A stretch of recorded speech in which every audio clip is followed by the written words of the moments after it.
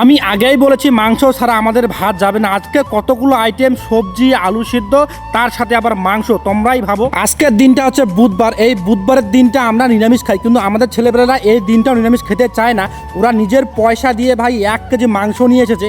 আর match থেকে এদিকে কিন্তু আবার সবজি রান্না হচ্ছে, একটা ঘন্ট খাবো আর কি, কাঁচা সবজির ঘন্ট। ওরা বলতে চাই কাঁচা সবজি দিয়ে আমাদের ভাত পেটেই যায় না, আজকে অল্প করে খাবো, কিন্তু মাংস দিয়ে ভাত খাবোই আমরা। আর রান্নাবান্নার দায়িত্বটা দিয়েছে আমাকে, ওরা সব কিছু করে দিয়েছে। মাংস পরিষ্কার করা, আদা রসুন পেঁয়াজ কাটাকাটি সব কিছু করে দিয়েছে। আর মামা এদিকে স্পেশালভাবে আর কি আলু সিদ্ধটা করতেছে।